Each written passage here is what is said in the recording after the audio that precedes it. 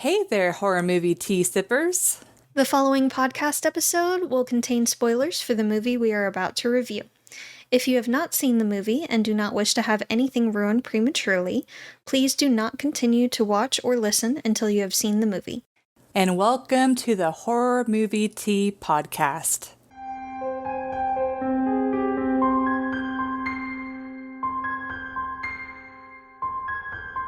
Today we are covering The Witch, which came out in 2015. And this is another listener request. You're going to be hearing this a lot. Oh yeah, we have many requests. many. Good problem to have. We like this. But this was requested by Gopher Unboxing on YouTube. So thank you so much for the request. We appreciate it. Yes, thank you. Yes. And but before we go into the review, let's grab our cups and talk about tea. Yes. Today, once again, we are sharing the same kind of tea, or drinking the same kind of tea, rather. And it is from Plum Deluxe, our affiliate. And it is the Portland Rose City Chai. It says, sip a bit of Oregon in your cuppa. That's cute.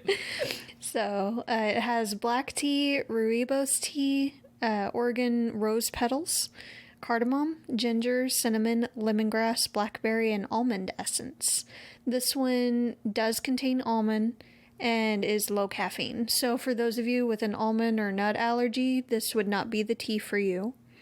But it does smell amazing. Yeah, it's interesting because I was telling Jess, like, it's funny because I opened the tea and put the tea in the thing, which we didn't do as much tea this time. So hopefully, I'm being careful. Okay. Hopefully. I just see it sloshing closer and closer to the edge. Hopefully, it won't be as strong so we can get a more balance of flavors. Yeah. But, like, I went over to Jess, I'm like, smell it! It smells so good. It does smell really good. The rose really comes through. What's interesting is it doesn't smell like your typical... I'm being careful, I promise. I know I'm accident prone, but I am an adult. Every time you move, it gets like real close. On the outside. But yeah, it doesn't smell like your typical chai tea. Mm-hmm. Yeah, it's like I smell the rose, but I also smell, it was the cinnamon or some sort of spice? Yeah, there's cinnamon, there's cardamom, ginger, lemongrass, blackberry. Yeah, the ginger... And then I think I can get a hint of the lemongrass. That's a lot of flavors. That's a lot, I'm excited to taste this. It smells... But it is, like, super freshly brewed, so we're going to have to give it a minute. Yeah, like, this smells... Like, I like the scent of this very similar to Reading Nook. Like, not the same flavor, but I like the flavor or the smell profile, too. So, we'll see if this is going to be another favorite. Yeah. We are obsessed with the Reading Nook one, so it's going to be hard to top that. Like, give us a gallon and we will be happy. Just a huge container. Oh, God, I touched the thing. Don't do it. Just a huge container of it, and we would be so happy. Yes. But thank you, Plum Deluxe, for allowing us to continue to do what we love. We really appreciate it. And for fueling our addiction. Yes, for fueling our addiction. We're addicted to horror movies and tea. Yes. We just need someone to give us free horror movies. Yes. It will be good. But anyone? Anyway, for our tea sippers out there, brew yourself a cup of tea, sit back, relax, and we hope you enjoy the review. So it's like, I keep on wanting to say something different besides so for. Yeah. But. Did you say the summary? No, I'm literally about to okay. say it. Sorry. I thought you were going into entertainment. My mind is. No, because I always say so for, like, and then insert movie, and I'm like, I need to change that up. I don't know what else to say. Fine. It's so natural. I blame it on the food, the need for food. It's fine. Yeah, we hunger. Oh, sorry. We need to wrap this up. We can continue. Our food is... This is fine. We can Anyways, continue. So for The Witch, this is a historically accurate horror movie where they're not pilgrims at this point. They are... Settlers. Settlers, thank you. A much more appropriate word. Yes. They, this family is kicked out of a settlement because the father has more extreme views than what the settlement church thinks is appropriate. And so they go out into the wilderness and build their home. And it kind of, it's like it kind of starts when the baby gets taken away. And it's hard to explain. It kind of goes down further deep where like different stuff is happening. They're trying to figure out what's going on. The mother starts blaming the daughter, thinking she's a witch, and just craziness ensues. So that's all you need to know. So for entertainment, this movie honestly is very hard to discuss because it is extremely historically accurate, which whenever we get to the realism, you'll hear my spiel about that. But because of that, they literally are speaking a language where you're like, I hear English, but it's very hard for me to comprehend what it does not compute.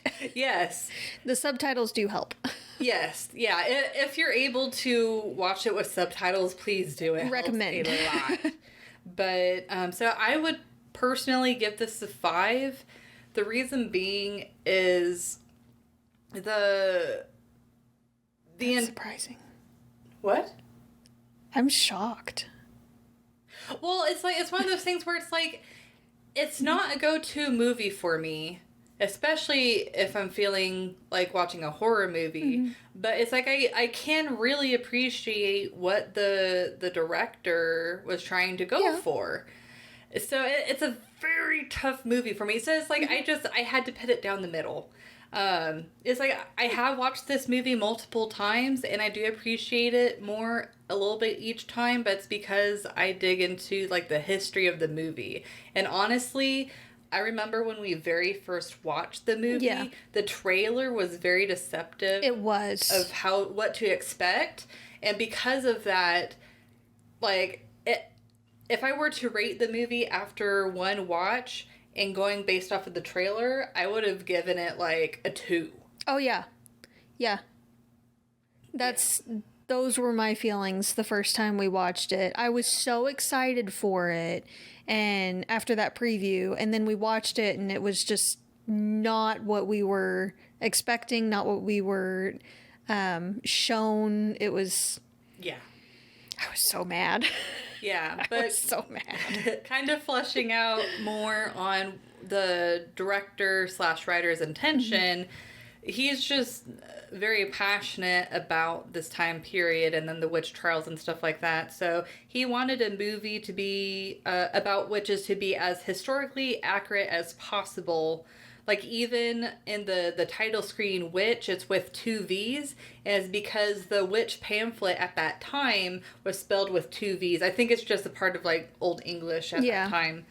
But this is known as an elevated horror movie, which essentially is a subgenre where it's a mixture of art and horror. So instead of having like these super scary moments, they focus more on like the ambiance, like the lighting, the soundtrack, the atmosphere. Yeah, like all of that is supposed to make it scary. So it's like, I can definitely appreciate the director's passion in making it as historically accurate as possible. Not going into the realism too much, but he actually had historians come onto this, no, I don't think it was onto the set, but I think he had them review the movie after they had filmed some scenes.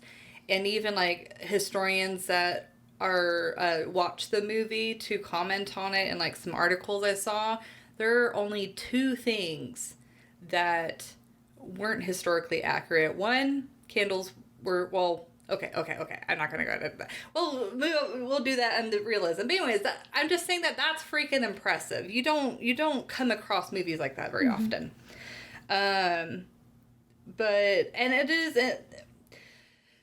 This is definitely, at least to me personally, more art than horror because there's a lot of repeating themes in the movie, like repressiveness versus independence with the daughter versus the very religious father, nature versus civilization.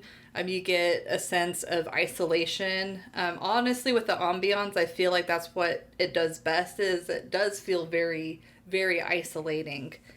Um, the I will say, just as the viewer, whenever Thomason, the daughter, starts getting accused of being a witch when she really didn't do anything, it is, you feel very frustrated for that character because you're like, they're being stupid, like they're just blaming her. But it's like, thinking about the history and the witch trials and things like that, it was very much like that, where they either didn't like the person, or I know that randomly read this book talking about the history of the witch trials, and there's a repeating theme where it tended to be women that didn't have husbands that owned land, and so there's a theory that maybe it was to help. It's like a misogynistic type of act, and just there's a lot of different theories, and I'm sure that there's not just one answer. It's a multitude. It was probably a mix. Yeah. But mixed bag. But it kind of feeds into what the book that I read was also saying. The music score is eerie and pretty good at creating an uncomfortable atmosphere and feeling, at least for me. Overall, it's a movie I'll watch if I want something more artful, but not if I want like a scary movie. That dang car alarm again. We're going to be plagued by it today, I feel like. I'm going to go out there and be like, we're recording! Good luck. Shut up! But anyways, but it's like this movie, the IMDb rating for this is 6.9 out of 10, which was extremely surprised by, because this seems like a very niche film. Yes, like, definitely. I just feel like the majority of people that watch this film, if they're just going in with a certain like intention of wanting to be scared, they're going to just be confused. Yeah. So if you haven't watched the movie yet, don't just take what we're saying, also do some digging into the history, because I feel like that would make it a little bit more enjoyable. But yeah, for me, it's like the director did fulfill his intentions, because there's an interview with him and all the stakes and that he went through to make sure that it was his vision. He obviously accomplished what he wanted to accomplish, but it was more him producing his vision than producing a movie for an audience, I should say. So it's kind of more like a piece of art that you're like, okay, let me go see what his intentions were, or what this director's masterpiece is, versus, oh, I'm just going to sit down and watch a movie. It's kind of a complicated film. It is. Yeah. But anyways, I'm curious what you are going to rate it. So, this is the second time I've seen this film. The first time I was very upset because the trailer made it seem like it was going to be a lot darker and a lot, I guess, more magical, I suppose. Because it is witchy. The Witch, so I expected, I don't know, witchcraft throughout the whole movie upon the first viewing, but I was angry when I first saw it. Understandably, because trailers. So we were deceived, but I feel like it does get better after multiple viewings. I feel like once you know what you're going to get going into it, I feel like it's a little bit better and you can pick up on different things a bit more. So I give it a 6. Oh. That's why I was so surprised by yours. I felt like you enjoyed it more than I did still, but It's Yeah. I get where he was wanting his film to go. I get his vision, and he did accomplish it. And it's decent, but I view it more as a tragedy instead of a horror film. Yeah. Just with what happens with Thomasin and why she goes that direction. It's tragic how she was pushed into it. And she was pushed into it. But this movie, it's a movie of missed opportunities, in my opinion.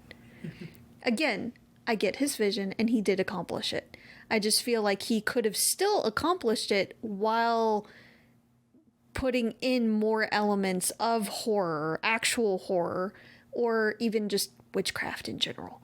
Like, we could have had more scenes that involved the wildlife in the area. It was such a quiet movie for them being right next to the forest.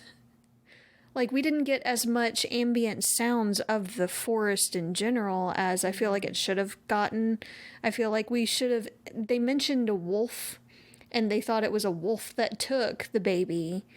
Well, we could have, when it was night in the movie, heard in the background distant wolf howls or things of the like. You could have heard the insects in the area, crickets chirping more. Like, you could have heard birds chirping more. It was a very quiet movie. And I know that played a lot into the isolation feeling and them being banished from that community. I get that, and that was a nice move, but I feel like they could have played up the silence more in some scenes and used the natural sounds of the woods nearby to really play up the eeriness. So when everything is calm and everything's fine, you hear the ambient sounds, but like when a predator is nearby, everything goes quiet.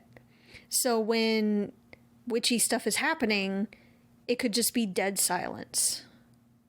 And I think that would have really added to the feeling of something unnatural going on or something very unnerving happening. Mm-hmm. So I feel like that was a missed opportunity. I also feel like they could have made it a bit more artful or a bit more commentary with the art if each one of the characters represented a specific sin.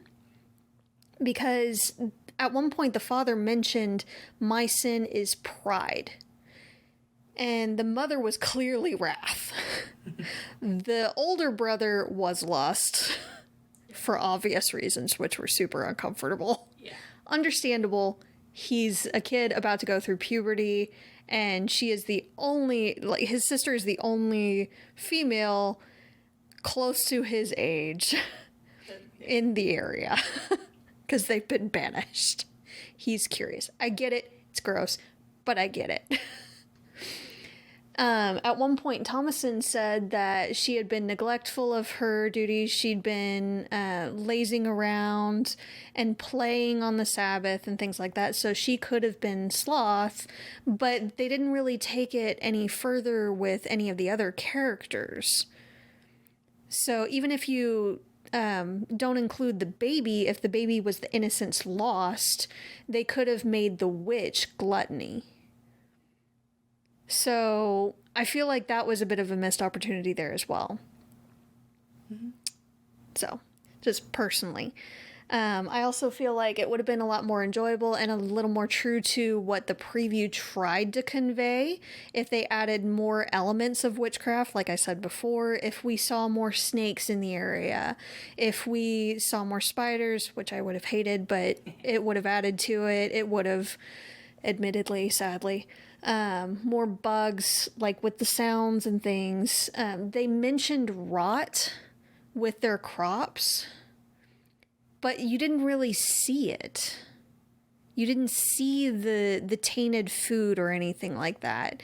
You didn't see them really struggling with the harvest, even though they mentioned it a few times. You didn't see tainted land or anything wrong with it, or animals avoiding that area or anything of that like. And I really think that would have added to it. So, I mean, really all you saw as far as witchcraft was the naked lady, and on occasion the entrails of different things. So I also counted off for dog death, because Fowler didn't deserve that. But you all knew that was coming. That always impacts the score for me. But I just feel, again, that this whole movie, while it was done very well, it could have been better. So I feel like they could have capitalized on the different opportunities, and they just fell a little short of it. Personally, he did achieve his vision. I just feel like he could have played it up a little for the audience to actually feel like there is witchcraft going on. Yeah, and that's the difficult thing about reading this particular movie, because it's like, on the one hand, he did accomplish his vision, but it's like, if you want to play for the audience, or, have the movie play a little bit more towards the audience, there's additional things that definitely could have been done. Yeah. The language was fine. The shots... The language was fine. Yeah. There's no swearing. No, I mean using the period... I know. Speech and vernacular. That was fine. Like, I get it. And it's nice, and it helps with the immersion that they don't break that at any point. A lot of the angles and the shots that they use are very artful, and I like that, and they did a very good job with that, but it just feels, again, like it's lacking just a little bit. Yeah. So, it's good. And again, if you haven't watched it before, don't watch the preview first. No. You will get the wrong idea. Go into it. It's better to go into it blind with this movie instead of watching the preview first. Yeah. And I feel like that's very true with a lot of movies lately. Like, they often show the best parts in the preview, and it drives me nuts. Or they misconstrue, like in this case. Yeah. Or they show too much. Yeah. Yeah. You've basically watched the movie there with the trailer. Yeah. So I got some views on trailers. Anyway, that's all I've got on the entertainment itself. We'll get to a lot of the other stuff that I take issue with in the realism, which actually isn't as much as I was expecting. Cool. So, yeah. Well, so the realism for me, I would rate it. This is probably the highest rated movies I've done. Okay, I would rate this an 8. Ooh, I know. But it is because the director took a painstaking care in the realism. Like, he was the director as well as the writer for the film, and he literally, like, researched Old English. I think it's considered Old English at that point, but he pretty much had to learn a separate language because the way that English was used back then was just so different. And so the fact that, I mean, who knows how many hours he had to spend, like, fully understanding the language to be able to write the script. And it's like, I do find, as far as, like, the realisticness, or the historic realisticness, I should say, it did feel... it was at least immersive to me in that regard, where it's like, it's almost like, I don't know, it's almost like watching a foreign film in a lot of ways. Yeah, it's kind of crazy. Before you get to your next point, yeah, please try the tea. Okay.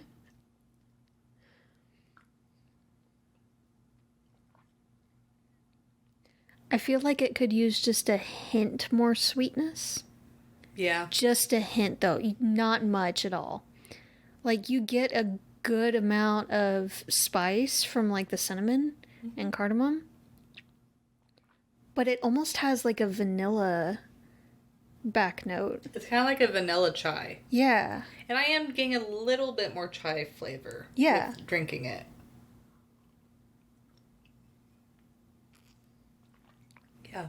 This is good. Honestly, I could actually take this a little bit stronger. Oh yeah, a little bit.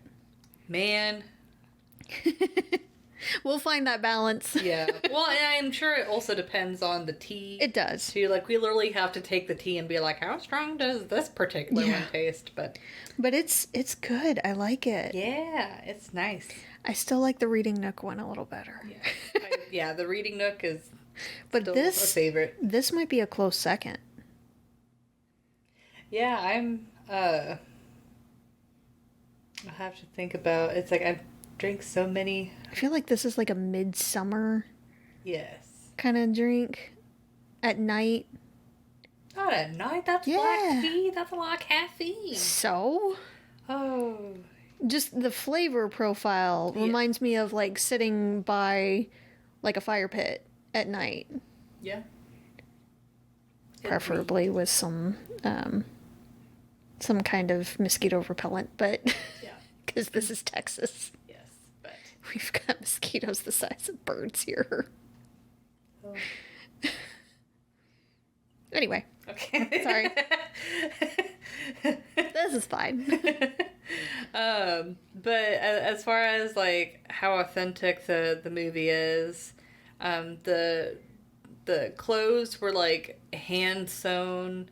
The buildings, like, they actually had, would it be an architecture? But they had someone that was an expert in historical buildings at that time to build the set. And they do a lot of references to the lore, like the black ram or black goat. And I'm sure that the raven...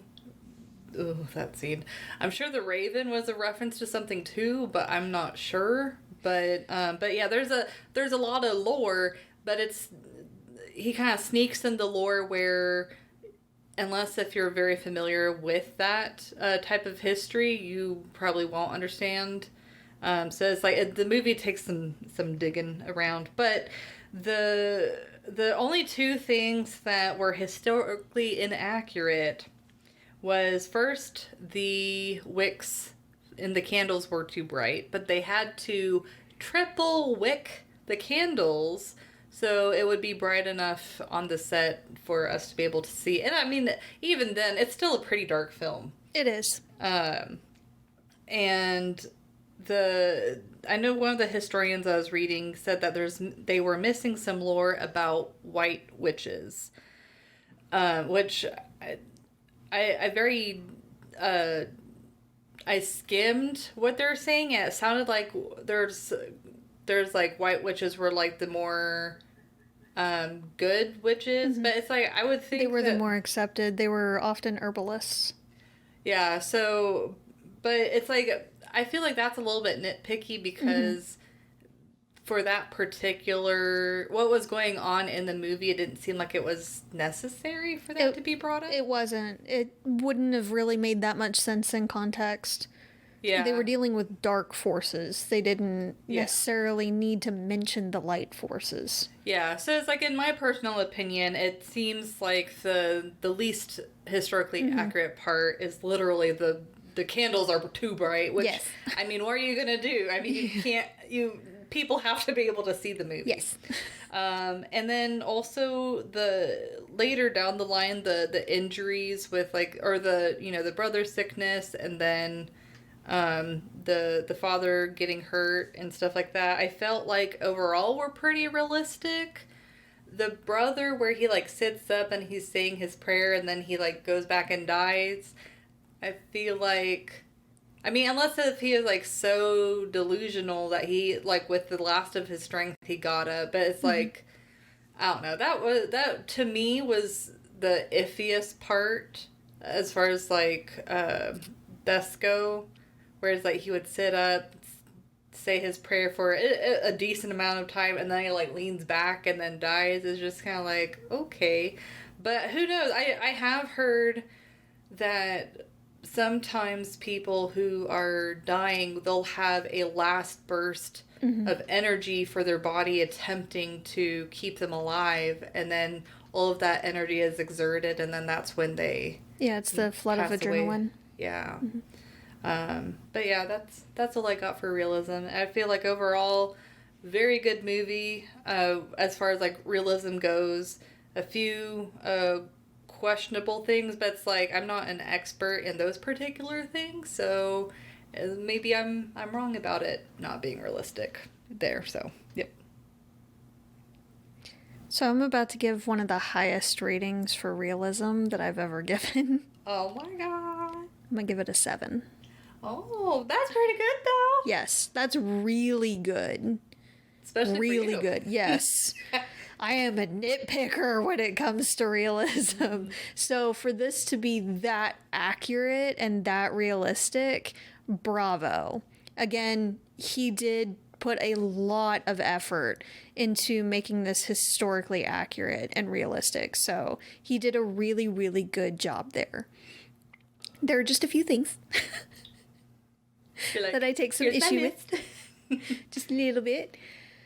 So when they were banished and they found a new location, when they're banished from the community, they take all of their supplies with them and everything, but building a house like that takes time.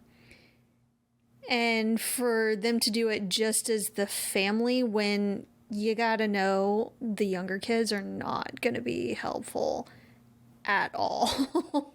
That would have taken a lot of time. Plus, they also had to start sowing seeds and everything for the harvest because they're having to grow everything they can to store as much as they can to feed themselves in the current present time and for winter. Yeah. And they're going to have to save as much as they can for winter because they're not going to be able to really grow anything during that time, most likely.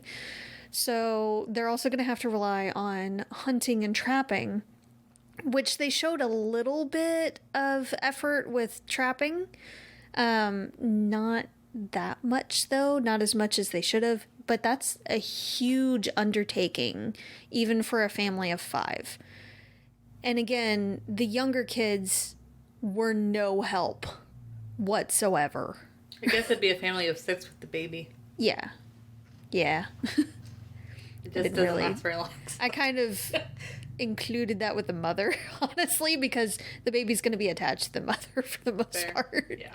Or is going to be passed on to one of the other kids. So for them to be able to, one, build that house that well, which they would have to gather all of the materials, then put it all together, which is, again, is a huge undertaking, and be able to plant that area with enough produce to be able to harvest it currently and for the winter in that short of time, because it sounded like it was less than a year. So it just, the timeline didn't really make that much sense to me, and I know they're super motivated, and that's literally all they have to do. That, I mean, for each day, like, that's their project. They don't, like, go commute to jobs or anything. That is their job. Like, surviving is their job. But it still just doesn't make that much sense to me. Mm-hmm. So that seemed a little off. Also, if they're trying to imply that a naked old lady came up to Thomasin and the baby, making zero noise, and then taking the baby, and the baby not making a peep when it was taken by an unfamiliar stranger, and then them both disappearing from that area, again, soundlessly, before Thomasin could look up and even glimpse what was going on, I'm calling BS. I'm calling bull. No. No. Now, if she used witchcraft to magic him away, then they wouldn't have had the little weeds in that direction of the woods moving like someone had just run past there. We can finish the episode. You're just going to be angry because our food was canceled.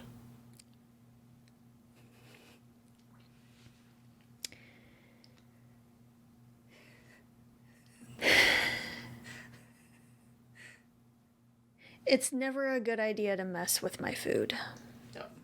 We getting the hangry stage. Mm-hmm. I don't play when it comes to food. Anyway, where the frick was I now?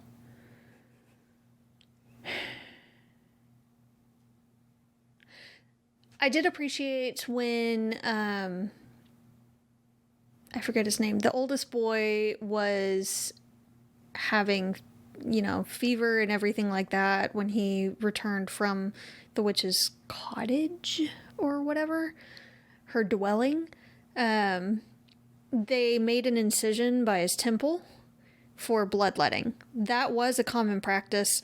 I feel like that was definitely a bad idea since his poor immune system was already taxed.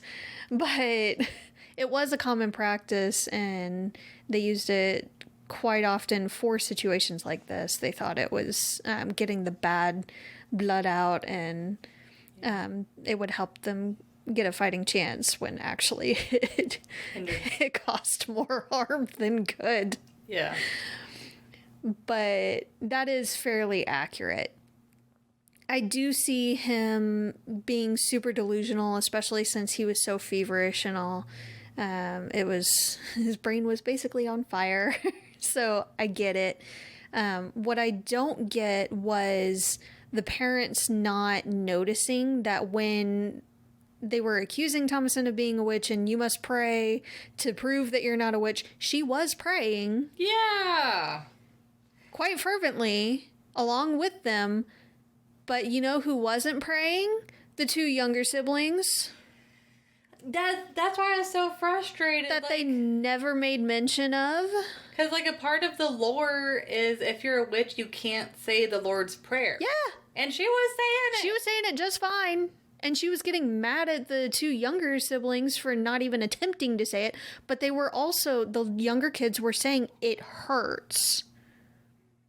Which was another part of the lore, was that hearing those things, if you were either a witch or infested with demons, hearing the Lord's prayers and all would cause harm. Or at the very least make them uncomfortable. And they were.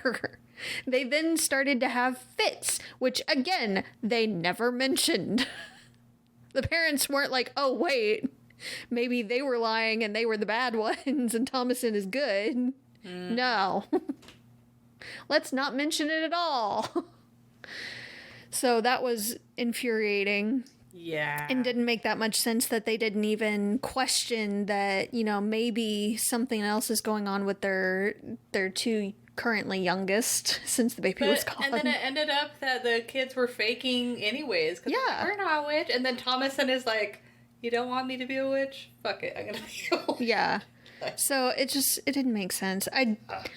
I do see the older siblings getting annoyed with the younger siblings and playing tricks on them. That's what siblings do. That's a human thing. No matter what age, throughout history, siblings are going to mess with each other. But I didn't understand that the parents weren't like, hold up. Thomasin is saying the prayer, this is fine, but what about these other two heathens? Yeah, no. I feel like the dad boarding them into the shed with the goats was a bit extreme. Yeah. Yeah. But okay. How the old lady got in there, though, when the place was completely boarded up was interesting, which I guess you could say that was witchcraft. Yeah. But it didn't make that much sense when in the morning, once everything had happened, there were boards everywhere, like the place had basically exploded, like there was an explosion from the inside. And then the little kids were just gone. Oh, yeah. They were gone. Like, I didn't notice any bodies of the younger ones. I don't know if you did. It looked like only goats. Mutilated goats. So where did the little demon kids go? It just... I was confused by that. So I wish we had a little bit of an explanation there. And again, that would have made a lot of noise. Basically exploding outwards, and boards everywhere, and blood and guts everywhere. And you can't tell me those goats didn't make a lot of racket when they were being mutilated, but okay. Yeah. And nobody heard it. The parents didn't hear it at all. I can see the goat. The goat was already aggressive. They had shown that before when the younger kids were playing with him and the dad had to get in between them and all. But I feel like they could have shown that a little bit more as well. That it wasn't just he's kind of aggressive and might headbutt you or something, but then he goes straight to, I'm a murder this dude. Mm-hmm. With my horns. With my horns. With my points. With my stabbies. My head stabbies. But it seems like it amped up a little fast there. But, I mean, it is an animal, so stuff like that does occur. It just seemed a little bit off. But yeah, that's basically what I have for the realism. I do definitely you can see the progression of Thomasin going to that life by the end of it very, very easily. Because if you're told that you're bad or wicked or horrible often enough, especially by the people that you look up to and you really love, you're going to believe it eventually, unfortunately. So for her to turn to that life, it was because she had no other option, really. Yeah. They had already been banished by the community, the closest community. She wasn't really going to be able to make it on her own to another community, most likely. And honestly, if she did, she likely wouldn't have gotten much charity. Yeah, especially in those times. And her being a young woman, she was offered the best option there, unfortunately. So that's what she went with. Yeah. But it's not really a surprise by that point, which is why it's such a tragedy. Like, it didn't have to end that way. It wasn't her fault. But her mom's grief turned to her projecting blame onto her, and then it kind of spiraled down from there. So, but yeah, that's what I got. So bravo for getting that high a realism score out of me. That is not often. Yeah, like if you don't mind artful films, I feel like it is definitely worth the watch because of the atmosphere and then the historical accuracy. But if you hate like art type of or artistic films, then you're probably gonna hate this. Yeah. So it's not a scary film. No, it's kind of sad.